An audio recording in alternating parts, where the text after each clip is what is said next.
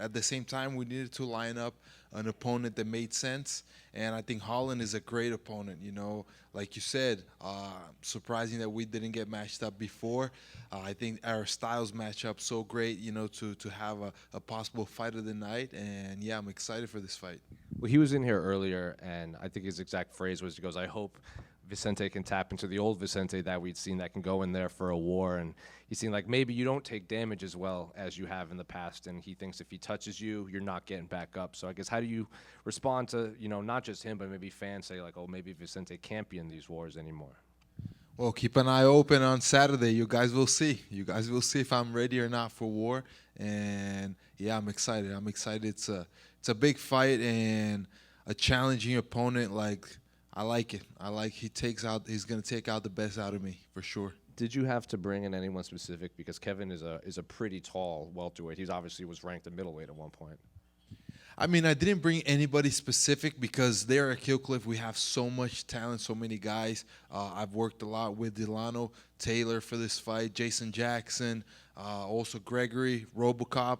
We always train together, and I mean, nobody gets bigger than that guy. He's really tall, very explosive, and kind of trying to get all these different guys to give me different looks because really Holland is unpredictable. He's not that kind of fighter that always fights the same. Sometimes he'll bring some crazy moves, and sometimes it works. So I got to be ready for that kind of unpredictability. But I feel ready to any area he wants to bring the fight. And quite a few of Kevin's past opponents have brought in people and told them to, maybe not bring him in, but can you talk to me during the fight? Because, Kevin famously has full conversations during the fight. So have you incorporated that into your training as well?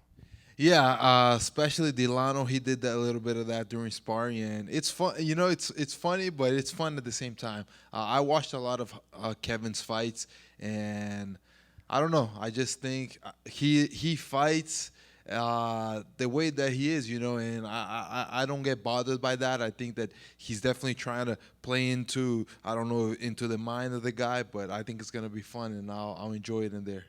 Last one for me, unrelated to your fight, but I think the first episode of Embedded, your son kind of stole the scene when you asked him, what do you do when you see an alligator? And his response was, fight it. So I guess, what are you teaching your son, and how many alligators are you running into down there? Man, I'm not teaching him to fight alligators. He just thinks he has to fight anything that is dangerous, anything that I tell him, hey, this is dangerous, and no, I can punch it. Like, I remember I would tell him, like, hey, watch the road, because if you go there and a car comes, it can hurt you. And he, no, but I'll break it. I'm like, no, you're not going to break the car. So I guess it's good. I think he sees me training for so long and sees me fighting. I think in a way he's incorporating that in him. And he's a tough kid. And I don't know. I like it. It's a pleasure to be a dad and to be able to watch him grow. Is he going to be a fighter? If he wants to. I never imagined him being a fighter. I don't incentivize him to be a fighter, but if he wants to, what can I do?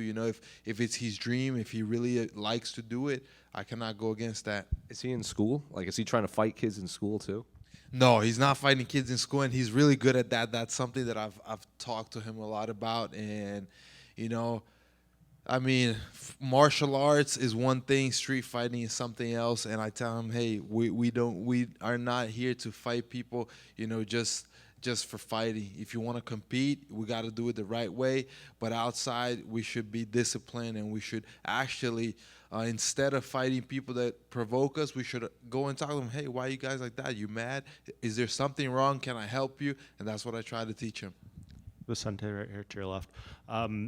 You go into this fight with 14 finishes in UFC welterweight competition. Matt Brown, who's been retired for a couple years now, has the record with 15. I know you don't try for the finish, it's just kind of the way you fight, but what would it mean to you if you could tie that record in this one? Man, that would be awesome, and yeah, I'm definitely chasing that record. Like you said, like, I don't chase the finishes, they just happen.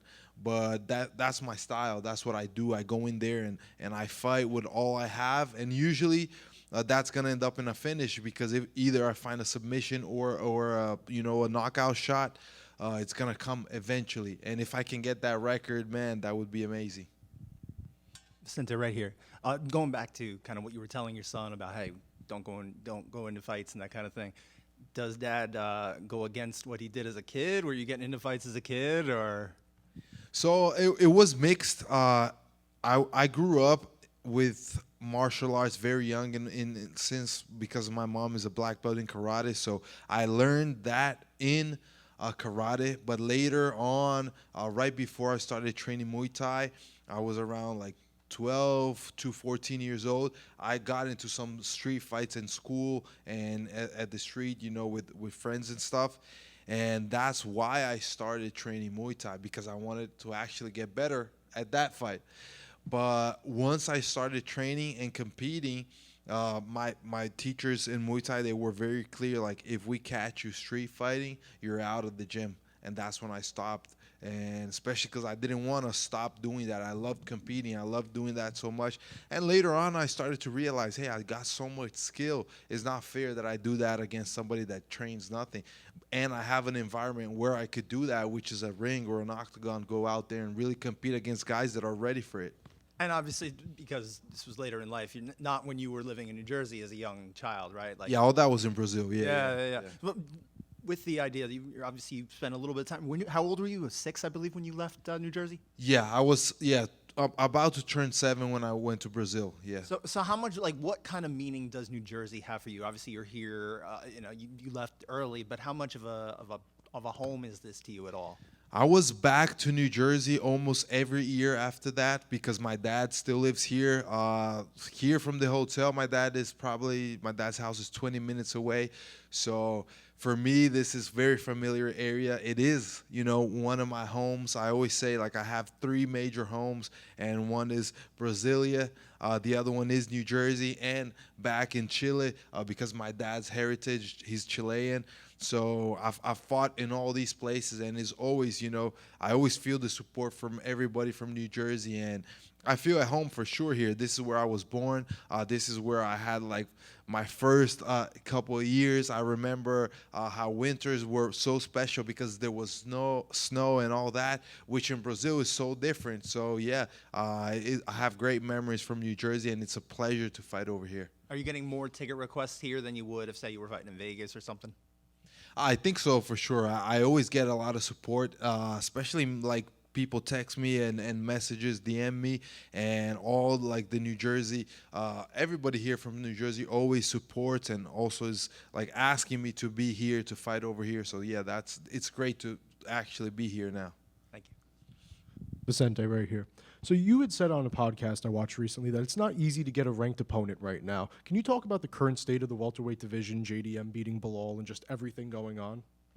Yeah, so we got a lot of movement in the division, and I really think that's amazing. That's great. I like to have, like, all the fans with the eyes in this division. We have Makhachev moving up. We have so much new talent in the rankings, and that's one of the reasons I think it's been hard for me to find an opponent in the rankings, because a lot of these guys that are getting into the rankings that are new guys, they want to fight up, and I understand. I've been there. I wanted to fight up, and maybe other guys that are veterans, they look at me and, like, wow, why am I going to fight this guy? Let me look for, a better fight. And that's why I've been choosing, like, I got to stay active. Let me fight Holland. I think that this is a great fight, a big fight, and he's a big name as well. So I think, like, this is what sets up for me to start moving in this division. I got to stay active because the division is moving. The champions have been changing, and I want part of that action. I want to be up there. So you talked about not just getting records, but extending them after your last win and doing things that other people haven't done. What are some things on your mind that you think you could do very soon that could potentially lead you down that path? I think the biggest thing is just finishing people. That's what I do. I'm really good at doing that. I never thought that this would be one of my records, but hey, I'm good at submitting. I'm good at knocking people out. I have the record for most Darces in the UFC. Anything that I can extend and is gonna add up to the legacy of myself as a MMA fighter, I think that's what I'm looking for. And at the end of the day, is about going out there, getting a big win, and doing it in my style. Vicente, over here. You and Joaquin Buckley fought. You've trained with Kamaru Usman. That's an absolute barn burner. Who do you think wins that fight next weekend?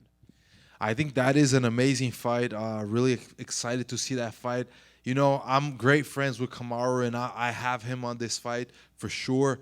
But I think it's a much tougher fight than people think, especially because of the moment, right? Buckley has shown that he is really good. Not only explosive, but he's technical. He knows how to go in there and make the right choices against the opponents he's been put in front of him. So he is much more dangerous than people anticipate.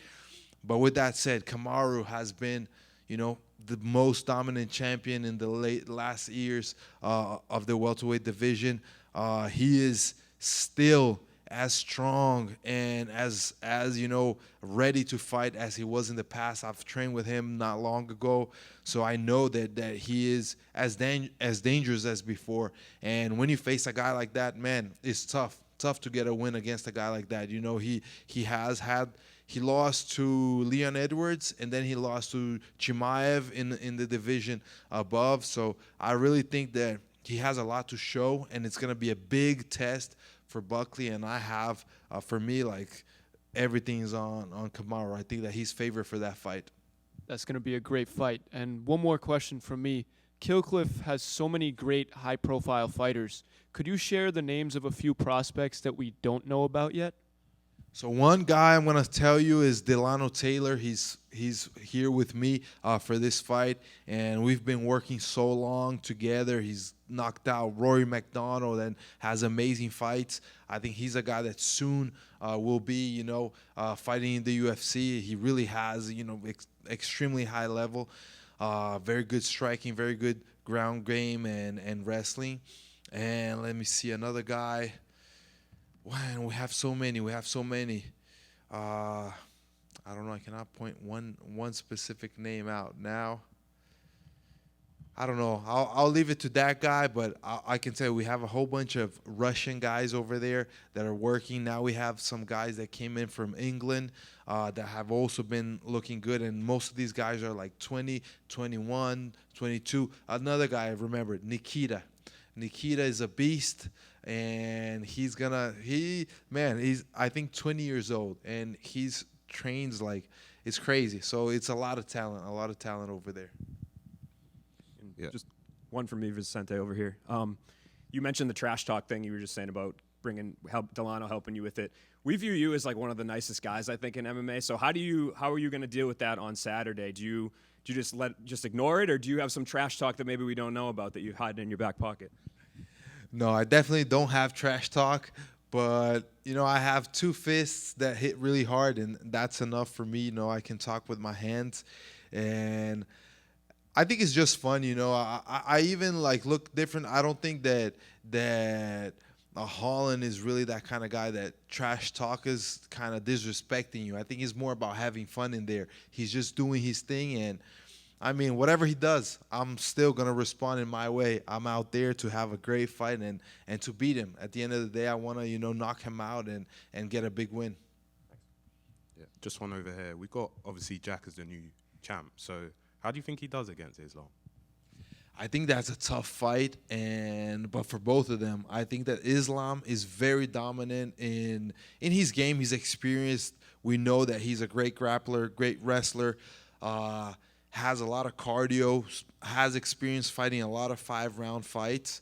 So I think all of that is on Makhachev's side. Now, Jack is the bigger man. He's going to be stronger. He's a great striker. I think he's very, very intelligent. He showed that in his last fight. You know, his pace is amazing, his precision, and he hits hard. So I think that when you see that kind of fight, like, we have to see how Makhachev is going to adapt to the power of the 170 division, because we hit different. We hit harder, much harder than a 155er, and that's what Makhachev is going to have to go through.